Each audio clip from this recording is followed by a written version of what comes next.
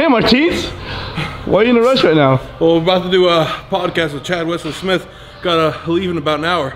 Chad Wesley Smith, by the way, the former world record holder for a raw squat with over 900 pounds. It's freaking phenomenal. What a beast of a guy. Him and I used to train Strongman together, so it'll be nice seeing an old familiar, oh, dang it. It'll be nice seeing an old familiar face. So yeah, we won't be doing a rotator intro right now, so we're just gonna go straight to the workout. What's up, everybody?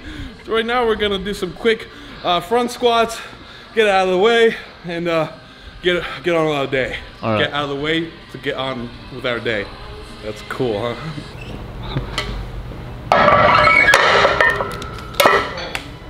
Yeah. Did you hear about Brian's new nutritionist?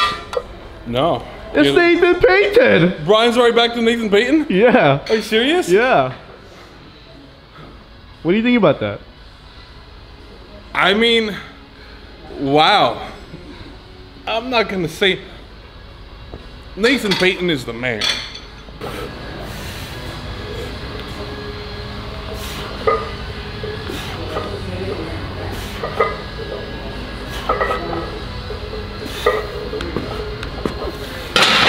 What are you working up to? I have no idea. I'm testing it because I don't know how my arm or my upper body is going to handle that front rack position with the nerve stuff. So, are you going to still do deadlifts now? yes, but not this week. Next week.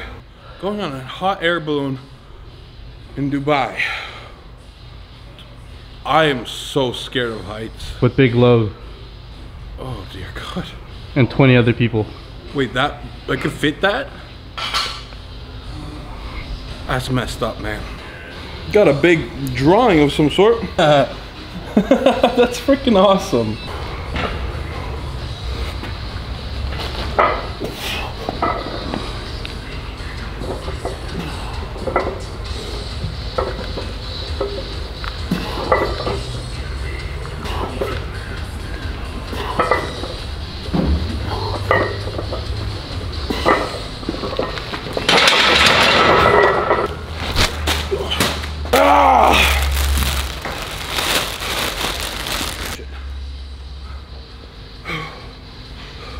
Oh! A Licis Dragon shirt. World's Strongest Man shirt. Oh, that's cool. Oh, that's from the World's Strongest Man. Oh, I love it.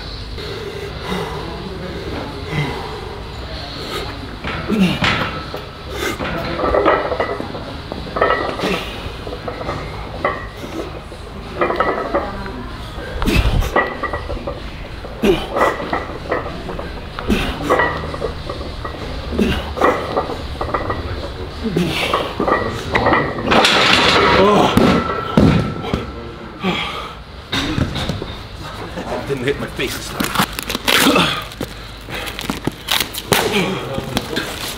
Another plushie. I can't get enough of these. Why is it a taco? Oh, it's a burrito, thank goodness. I don't do tacos, I do burritos.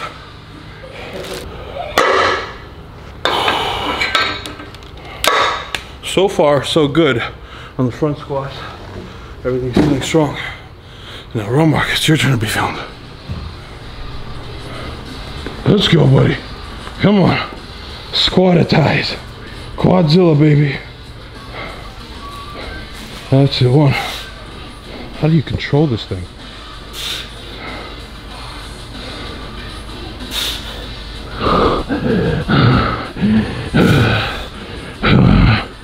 Oh, come on, get it. Yeah, that's it. Nice. Let's go. Yeah, I have no idea. Card that says a big burrito for a big birthday boy. Happy birthday and congrats on a stellar year, Jack. Oh, how do you know it was your birthday? How does he know it's my birthday? I just thought that would look cool.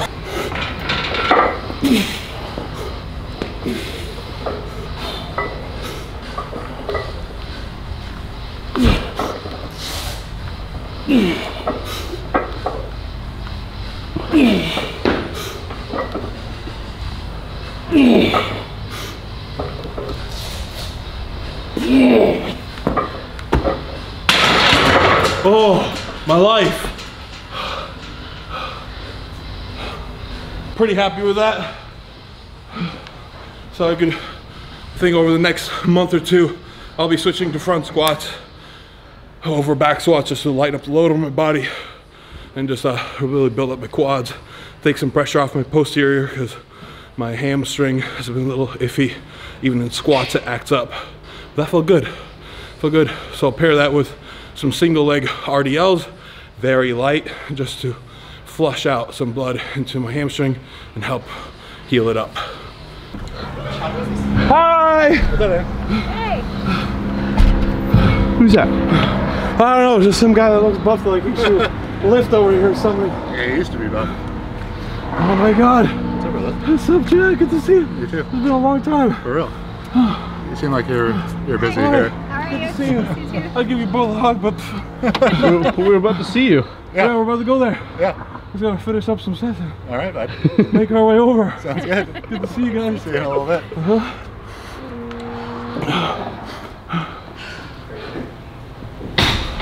Come on, Romark. There you go. 1, 2. I'm gonna try your filming methods. Yo, watch me squat with you.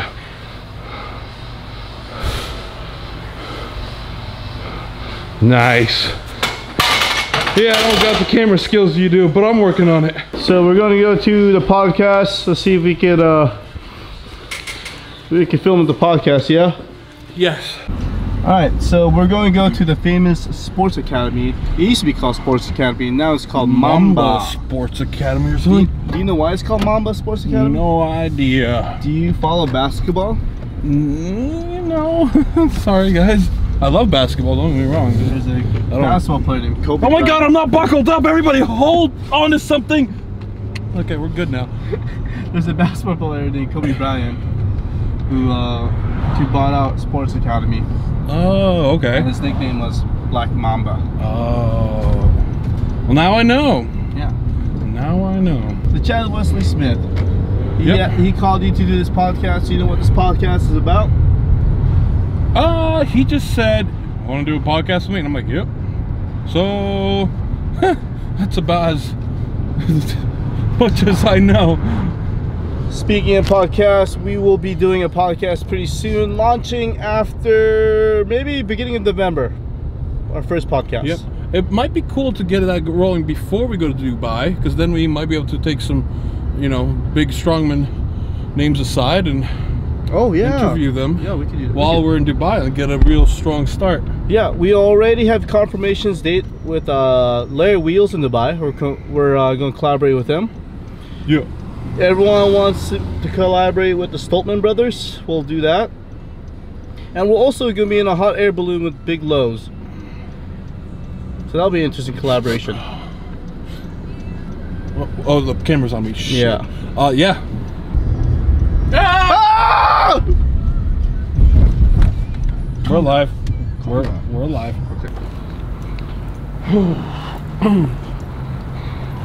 Chad Wesley Smith, everybody. What's up? Monster in squat, former world record holder, correct? American record. American record. Yeah. Over 900 pound squat raw, I believe, right? Yeah. Holy crap. 170. Incredible. Now you moved on to jiu-jitsu. I used to even be stronger than Martins. I was so jealous. That was a long time ago now. You guys trained in the garage together? Yeah. Yep. There's this funny time when him and I were trying to lift this 400 pound shield. Yeah. We were struggling for like a good hour on it, just trying to get it past our laps, and one after another we kept taking turns trying to get it up.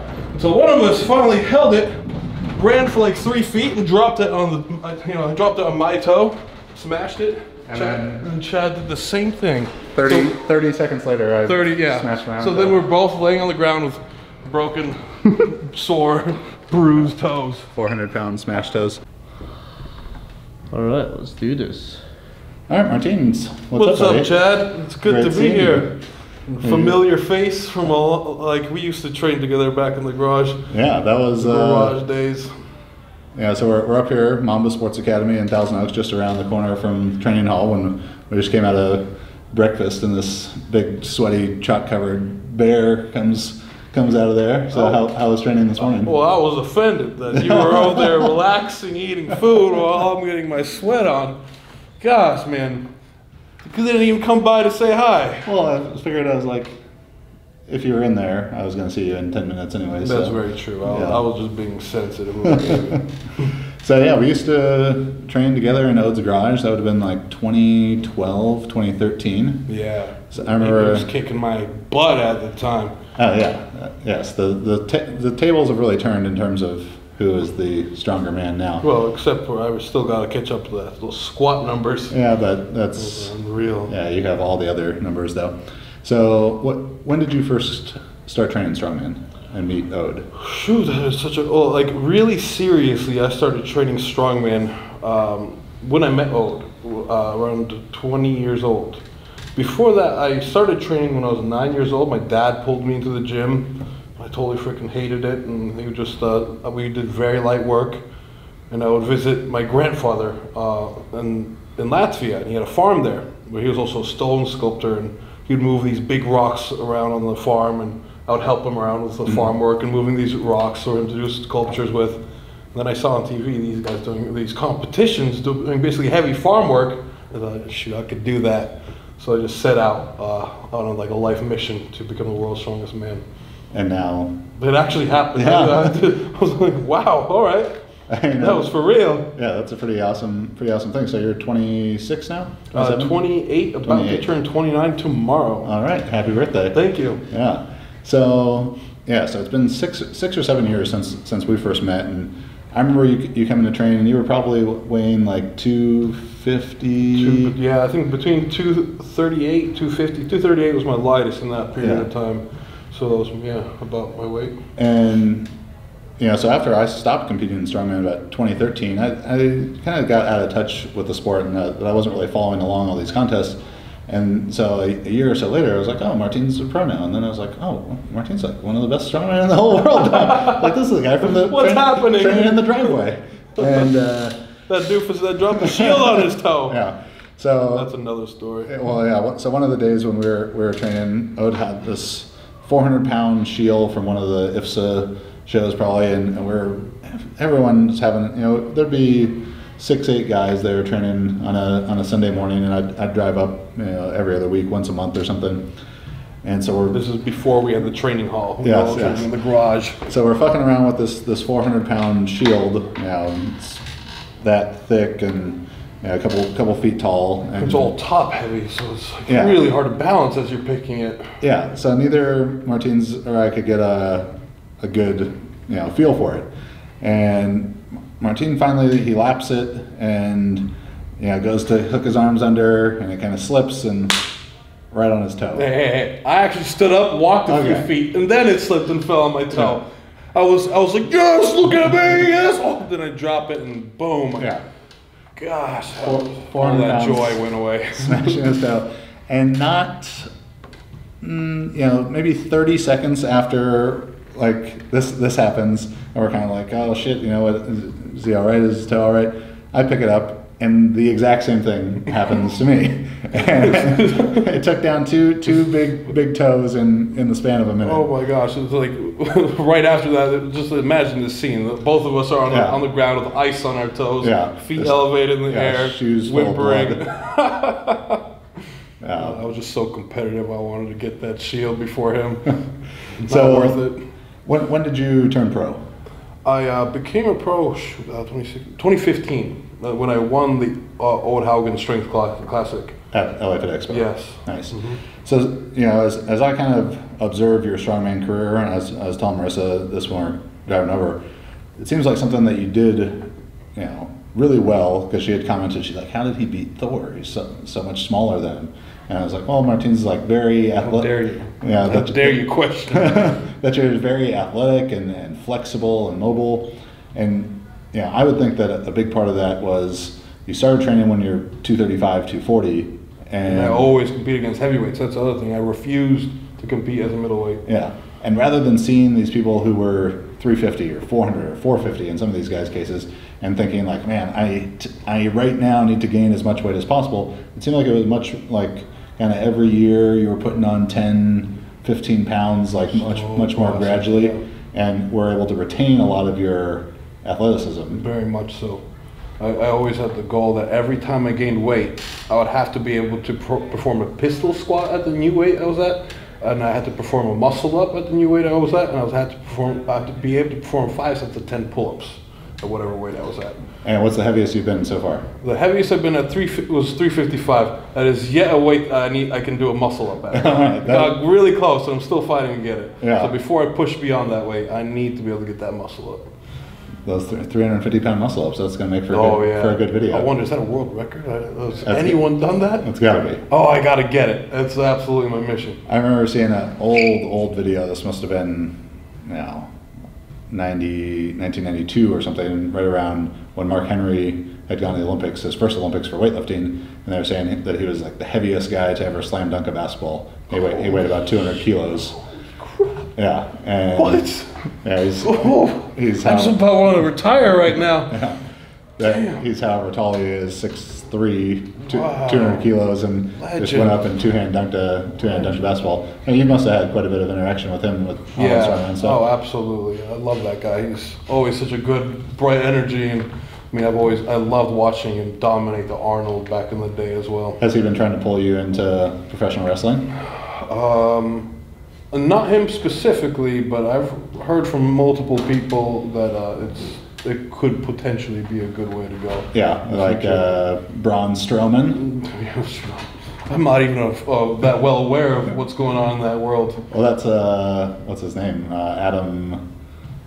What's Adam's last name? Adam Shearer. Okay. I think because he won North American Nationals the year before I did, but it was like as soon as he won, he was straight off to the WWE. Damn, just like that. Yeah. Oh, what a shame. Yeah. Think about all the Atlas stones he could have lifted in this time. So what's you just got back from Arnold Europe? Yes. How did that go? I ended up not competing. I opted out and I was a referee instead. I had a pinched nerve in my neck, which is shutting down my tricep and lat. Currently, I have about like 50% strength in my tricep and lat. You want arm wrestle? Left. Shoot, arm wrestling's a freaky sport, though. I try to stay away from that. But either way, once I get the inflammation down, it should come back. I've had this 2 years ago. This same thing happened, and after a couple months, I got my strength back. Just need to pedal off the gas for now. Yeah. Or foot off the pedal of the. Don't worry about it. What's a typical week of training look like for you as you're preparing for competition? When I'm preparing for competition, it is truly just events focused. I really pull back from accessories, and every day I pick like 1 or 2 events and just practice them competition style. Unless there's a deficiency, let's say like in my early days of getting ready for competition, I had a lot of deficiencies. Like pressing was really hard for me, so I would actually be doing. I had more frequency in my pressing and a lot of different variants of pressing just to try to be able to catch up and do at least 1 repetition of whatever was asked for me in a competition. But now that that's finally caught up, it's just practicing the events. But far away from a competition, let's say it's a few months out, it's a lot more higher volume work just to get my work capacity up and a lot more accessories.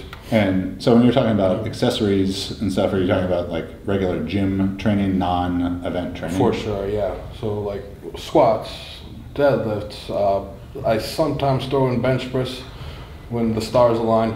But yeah, for sure. And then of course a lot more single leg work, unilateral work with pressing, and a lot of bodybuilding motions as well, just to help balance everything out. And you've deadlifted over 900 pounds now, yeah? 970 is my best. 970, and that matches your squat. Yeah, well, the deadlift's more impressive there. How much? I mean, when I knew you were maybe deadlifting low 700s. I'd say between 650 and 700. Yeah. When we first met. So you've put over 250 pounds on your deadlift in the last 5-6 years. Yeah. So that's pretty good. Do you want to tell everyone how to put 250 pounds on their deadlift? Well, a lot of it was, of course, just gaining weight. Because once I got my pro card, once I got my World's Strongest Man invite, then I remember competing in Giant Slab, Iceland. That was my first international show. It was a World's Strongest Man qualifier, top 3. Got invited to World's Strongest Man. I was competing against Hafthor, Mark Felix, and a bunch of other pro strongmen that had been in the game for a while. And I remember when it came down to the static events, I was close to last. Like my weight and my strength just couldn't compare. About how heavy were you at this time? I was about 270, 275.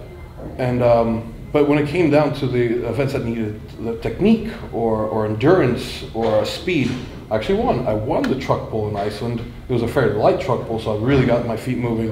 I won the stone lifts, and I placed really high on a max distance carry, which actually in the contest placed me in 3rd place overall, and I got my invite to Worlds. That's when a light bulb went on. I'm like, okay, I cannot be the light guy in these shows anymore. I really need to put on that weight. So then I started eating like an animal and added on that weight and just kept training like I always do, with a lot of focus on technique. But then being a little bit forgiving when the technique gave out, because I knew I needed to get the weights up. Because before that I was meticulous. Everything, I really wanted to be picture perfect so I wouldn't get injured. When I got the invite to Worlds, it was just reckless abandon. Let's get those weights up. So how heavy were you at that first World's Strongest Man? About 305-ish pounds for my first World's Strongest Man. So you put on 35 pounds between qualifying for World's Strongest Man and actually competing. Yeah. So do you have any just epic eating tales from that? Like, do you have an idea of like a calorie number? You see, I wasn't. I've always been very good with my programming and lifting. When it came to nutrition, I was pretty clueless. The only thing I really focused on was getting 1 gram of protein per pound of body weight I had, and then making sure I had 7,000 calories with me in the day before I went to sleep. And if I didn't, I had to make up for it at night with peanut butter and jelly sandwiches until I reached 7,000 calories. So then the next day, after just eating those peanut butter and jelly sandwiches, after when it was like 10:30 at night, feeling miserable and disgusting, the next day I had that much more incentive to get my meals in earlier. Well, what was the biggest stack of PB&Js you had to finish at the end of the day? Probably like 6, which doesn't sound a lot, but that peanut butter and jelly, man, it's sticky, nasty stuff. It does not go down easy. Yeah. So, I think your path to strongman success is such like a great model for people getting into strongman or wanting to compete, to kind of follow along with this idea of not being overly concerned with how much weight you're gaining, having a good, like that you were focused much more on the events, or a good balance between event strength, like special strength for the events and general strength in the weight room, and precise technique and everything. So now at the training hall, I'd imagine you get to work with people who are just getting introduced to the sport of strongman. Yeah, now. for sure. That's going to be an amazing experience for them. They're being coached by the world's strongest man. It is amazing. It's so cool. It is amazing for them. And for me, I love seeing the sport spreading. Love seeing people getting more and more interested in what we're doing, and now for us to have a space, a gym, to make it more available for people to pick up and do these movements safely in a place where they have coaches and people that understand motions and can teach them these motions in a way that's safe. So that to me is exciting. So you mentioned there in the growth of the sport, it seems like the last 2-3 years that strongman and these strongman competitors have become so much more well known, whether it's through YouTube or Netflix and Instagram. What do you think is attributed to that? Where do you see it going? I think the biggest key factors are, it's really, I'm not quite sure, but my guess is, really thanks to Hafthor and also Eddie Hall. Because Eddie Hall's world record deadlift of 1,100 pound deadlift, that was viral. Now everybody that aspires to get a good deadlift knows about that lift, therefore knows a strongman. And now also with Hafthor and Game of Thrones and people watching this giant, massive man creature destroying people in Game of Thrones, they're all blown away by it. So they of course look him up, and now more and more people know about strongman because of his presence in the movie industry. So between those two guys, we owe it a lot to them, and also of course, a lot of strongmen hate to admit this, but CrossFit. Yeah. Thanks to CrossFit. Introducing more strongman events and also having the principle of trying to be good at everything, just like strongman, but you know, we're on the heavier strength side of things, they're more on the endurance side of things. By the way, CrossFit's so similar to strongman, anyone entering the CrossFit world eventually learns about strongman as well.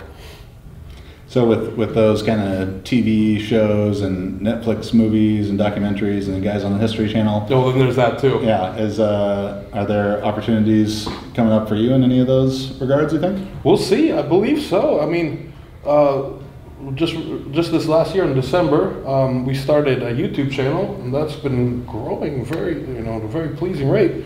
Now working with Romark now, like we recently did the Jerry O'Connell show. He had a little segment where he took charge of the Wendy. He took Wendy's little time slot there for a while because she was out due to medical reasons. Wendy Williams. Yes. Right. So I went on his show. Sounds like you guys went to a Wendy's restaurant? Was this like a my bad? Yeah. So a Wendy chicken nugget Williams, eating yes. contest? Or? I've done that too.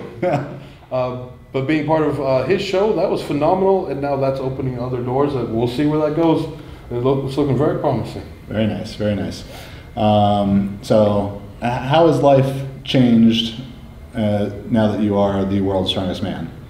Oh, boy. I mean, I saw that there's a sign on the side of the gym, home of the world's strongest man. Yeah, that was very nice to come home to. You get like free sandwiches at places and the free sandwiches are happening. That's the main one of part. my favorite restaurants, Fratelli Cafe in Hollywood, has a drawing of me on the wall, which makes me very homey there. So I end up going there a lot. But no, it's opening up a lot of doors, and it's all happening so fast. It's a little overwhelming, but all the more exciting as well. I accomplished a huge childhood dream and goal of mine, which ultimately is just now just the next chapter of my life is opening up, and I get to decide what to do with it, and I'm going to go for multiple victories. Nice. Where is 2020 World's Strongest Man? We don't know. No? We never know until like the last moment. And then, how long in advance are you guys finding out events? This year, it was about a month out. Other years, it's been 3 months out. I prefer a little bit more heads up. But yeah, we never really exactly know when we get the events. That's a remarkable thing to me, seeing the way that you guys compete on like this circuit of competition, competing so much more frequently than like a powerlifter would. Because when I started doing strongman, I'd been powerlifting for about 2 years at that time, and I did the little California Strongest Man, the one where it was pouring rain. Yeah. No, gosh, that was that was some of the miserable. The worst weather I've ever had. How'd you place in that Cali's again? That was like 5th, I think. I got 6th in that California Strongest Man. See, I was stronger than him. I was so pissed. Yeah. And I only found out about that. I found out about that a week before it happened. And I was like, oh, this sounds cool. Like, let me sign up for this. Wow, a week before. I've been training my butt off for like a year. And this guy comes in a week out. And that one was, I don't feel like it was not a very hard contest. And they had to cut an event out, I think, because of the weather. But about a month after that, I went to Vegas and did a Sin City Strongman, the Nick Best show. Oh, okay, yeah. And so this was April in Vegas, and it was 90-some degrees out. And we're in this parking lot, and it was heavy. Like, first event, 975 yoke to 375 per hand farmers medley. Oof, and that's brutal. Yeah, tire flip to keg carry medley. Of course, Nick Best would put this on. Yeah, and it was. I remember finishing that day and feeling like, fuck, this was like I did 3 powerlifting meets in one day. It was so much harder, and because it had max deadlift in there, and max axle, but I'm seeing you guys, at the top of world level in strongman, and you're doing. Giants Live and World's Strongest Man and the Arnold and these huge contests back to back. Like, what recovery wise to be able to take care of your body and survive? What are some things you're doing? Some strongmen compete so much more. The most contests I've done in a year is 11. I've talked to Novikov, who's an up and coming strongman. He does like 30 a year. Jesus Christ. But I have found that the trick to making it really work is I pick 2 to 3 contests maximum to focus on and train for and peak for. All the other ones I just treat as training. That's just an event day. I don't go all out. I don't flip off the switch for reckless abandon. I don't, I perform everything sub-maximally. So it's like if I don't get the lifts or I don't win, it's not that big of a deal. There's only 2 to 3 contests I allow myself to obsess over. And those are Arnold, World's Strongest Man. And then whatever qualifies me for them. Yeah. So the Arnold and the World's Strongest Man seem like they're pretty different in nature. That the Arnold is confined to the stage, so it's so much shorter. And what's your best finish at the Arnold so far? The Arnold this year was 2nd place, right behind Hofthor, 4 points. I think he had 40-something points, and I was just 4 points behind him. So that was my best finish. And is it a lot harder for you in the more static events than World's Strongest Man gets into a little bit more speed? It was originally. Lately, my static strength has been really catching up, and I'm excited to put it to good use in the Arnold. But in the past, yes, World's Strongest Man was a better stage for me because I could use my endurance, my speed, my mobility to my advantage. But now that my body weight has been gone up, my static strength has caught up as well. I'm excited to put it, to take the win in the Arnold. Have you found with your deadlift particularly that as you gain body weight I definitely got to a point where I was like, I'm too fat to deadlift. Man, you are on the nose there. Deadlifting is difficult with extra weight. Yeah. It really is. It's like before now I feel like I just want to rip my belt off and just do it raw. Like it's yeah, like, so I don't need uncomfortable. this extra. No kidding, man. Circumference It's so true. My most comfortable deadlift weight and strength was around 320 pounds. It's since then stayed about the same. I've been able to do higher repetitions, but to break that 970-pound barrier has been difficult. But also because the last year and a half, I've had a lot more injuries than I've ever had before in my life. So that's truly the reason it's holding me back. And that 970 that's on what kind of bar are we talking here? That was the 970 I did at Worlds was actually on a stiff bar. Okay, so like the Alico bar, regular plate setup. Stiff. I was stiffer than that. Yeah. It was something else. I've done it on that bar, and I've also done it at the Elephant Bar in Worlds in Arnold. So I've done it on a very stiff bar and the opposite as well. How different a feel is it? Because I pulled on a stiff bar like IPF type of bar than a deadlift bar, but never the Elephant Bar extra wide plates and stuff. Is that a really different feel? It really is. The Elephant Bar whips. You cannot just rip it off the floor because that whip will pull you back down. Because if you pull really quickly and explosively, the weights on the sides will rocket up and then it'll bounce back down, pulling you down right over about your knees. Mm-hmm. That weight will start wobbling really hard, making it difficult. So on the Elephant Bar, I find that a nice, slow, steady pull is the way to go. Versus on a stiff bar, you could rip that thing. So I'm going to say an event, and you just give me like one training tip, technique tip, whatever it is. All right, here we go. Yoke. Feet close together. Never waddle. Don't waddle. Farmer's walk.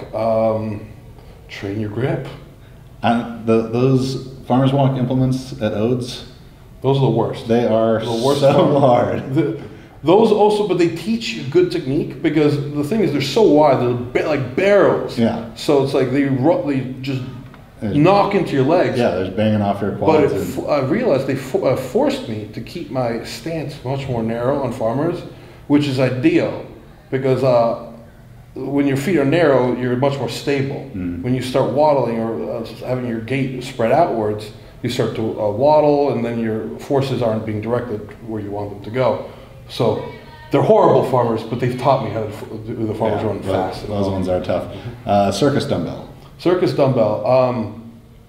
Windmills. Train a lot of windmills, heavy windmills to get your core to be strong, to be able to lean and really load that weight above your center mass. What's the heaviest you've done on a windmill? The heaviest I've done on a windmill is about 220 pounds. What's the heaviest dumbbell you've done? 270. How about log? Log press. I like to perform paused reps. That is, when I squat down before I initiate leg drive, I'll pause. The reason for this is to rehearse a good habit of keeping your elbows up, keeping the log weight on your body, versus if you just rush that leg drive, a lot of people won't notice, but their elbows drop and that log the center mass will shift forward, and then they'll pressing it out, press it forward. Yeah. Are you doing push jerk, split jerk? I used to do a lot of split jerks until my knee started hurting a bit. I have a very small tear in my meniscus on my left knee, so which should heal on its own. I just had to pull back from doing a lot of volume on split jerks, and right now I just do push presses. Now, when people split jerk the log or the axle, is there kind of a bad stigma that comes along with that? Like, people in powerlifting will sort of look down on sumo deadlifters as cheaters. Is there the same thing in split jerk in strongman? It's funny. It's only from a few grumpy fans. Yeah. they really love seeing those strict press or push presses, and they get angry and think that split jerkers are weaker. But even Eddie Hall himself has commented and said, well, you guys try to pick up split jerking, then see if you could split jerk the same weight that you even push press. Yeah. It's much harder than it looks. That's got to be something that's come with the increased popularity of strongman. And the little bit that I see in like the Starting Strongman Facebook and stuff like that is strongman fans, more so even than powerlifting fans, seem very, very opinionated, very rabid support of their favorite athletes. That's so true. So even when you win World's Strongest Man, how do the Eddie Hall fanboys respect your World's Strongest Man title? It's more so the Hafthor fans. Okay. They were upset. They thought it was a fluke. Which, who knows? We're going to have a few more years to test that out. So then back to the other. How about any kind of like a Husfeld stone, max distance carry? Mm-hmm. What's your big tip for that one? That one is a tough one. Ultimately, it's have long arms, don't be fat. Grit and willpower. It's very easy to take training for the Husfeld easy, but to get better at it, you really need to just get comfortable with being uncomfortable and pushing your body to the absolute limit and making sure every week you beat your previous score. And if you don't, you do extra sets, so at least the total volume is equal to a larger distance than you've gotten the previous time. So it's really just grit and willpower. Not much. There is technique to it, of course, but it just comes down to work ethic. Don't drop it on your toe. Don't drop it on your toe. So you mentioned grit and willpower there. You talked about being able to approach events with a reckless abandon. So the mental side of strongman is huge for sure, because it just fucking hurts. Yeah. And it's a much more sustained hurting. Like, doing a really heavy squat single, that's not not the most relaxing, fun thing to do. But if you were having to do that for 60 seconds straight, or 75 or 90 seconds, right? Yeah. The mental part of training, do you have stuff that you're doing to really work on the mental aspect? Oh boy, I think everybody's got to find their own way to shift into that gear. For me, it really came down to when I was lifting earlier on, thinking about the pain of it all, thinking about the fear of hurting myself. I thought about my family. I thought, like, what if my little brother is here, just standing by my side, like, looking at me with those big little beady eyes, like, as if I'm his hero, like, and I cannot possibly fail in front of my family. I cannot, I got to really hold strong. So when I think about my family or something bigger than me, I'm willing to go into that reckless abandon. I'm willing to possibly face hurting myself to get the lift, and you got to do strongman at this level. At least there's a safe way and a calm and sane way to do this sport that's just good for strength and fitness. I think strongman is incredible for just general strength and fitness, and it's actually very healthy for the body, but not there's no way around it. When you're competing at this level, it's a risk. It's hard on the body. Yeah, I mean that goes for any elite level sport. Even for something like running, jogging, people associate that with health. Well, professional marathon runners, our bodies are just as fucked up as... That's such a good point. As powerlifters. So you have Arnold Europe in Barcelona. You got the Arnold Australia in Melbourne. Mm-hmm. Arnold China. Have you done that one? I saw you at the Arnold Australia 2 years ago. Yeah, I've not done Arnold China. That hasn't happened for a couple of years, I think. And then there's Arnold South Africa. Yep, I have not done that one yet. Arnold Brazil. Yep. The only ones I've done are Melbourne and Barcelona. Other than that, there's other qualifiers like the Warwick show. There's the Warwick Strongman show, which is a great show. Great crowd, 6,000 people and bleachers all around us. I'm glad that the other Arnold's pick, you know, the great cities of the world, Melbourne, Barcelona, Rio, and then you get to come to Columbus, Ohio. What is that about? You're right. Oh man, I guess, you know, Arnold has the place has a spot in Arnold's heart. I know, which is, I don't know what is Arnold's special connection to Columbus? Because I associate him with Venice Beach. I used to know this. I think he had an early start there. Yeah. Either before was that where Venice or I know Joe. Something to do with Joe Weeder. Yeah, I don't know. I don't want to botch the story. Yeah, maybe where he won one of his first big bodybuilding shows or something. There's something there. I think Arnold used to live there. Then he really upgraded when he moved to the beach. That's right. That's where I live now. You live in Venice. Oh, nice. So how often are you coming? 4 times a week. Oh, wow. That's a good hike. Yeah, but it's worth it. Yeah. And I drive on the Pacific Coast Highway, so it's at least a beautiful drive. Yeah. You're also mass wrestling world champion and stuff? Yes, multiple time. For the last few years, I've really just put my focus on strongman. So I will go back to mass wrestling eventually, but right now I just want to hone in. Do you know who Marcos Markopoulos is? No. He runs the Big Dogs powerlifting meet out there in Australia. Oh, okay. I'm surprised he hasn't been trying to hit you up. Graham Hicks is doing it this year. Holy shit! He's doing powerlifting. Graham Hicks. Well, the thing is, I botched this bench press. Really, like my bench press strength is almost just horrible. Well, Martinez, it was great seeing you, buddy. Absolute pleasure. I'm excited to follow along. Huge pleasure. This was very fun. To reminisce over the couple weeks where I was stronger than you. The good old days. Shoot. You're one of the reasons I'm as strong as I am. I was like, I'm going to get you, Chad. But then we never competed again. Yeah, I guess we probably only competed against each other. I guess California Strongest Man, and then... That was it. Oh, yeah, because I think the year that I did LA Fit Expo, you were just judging. I don't think you competed. I think you're right, yeah. Damn. What a journey. Yeah.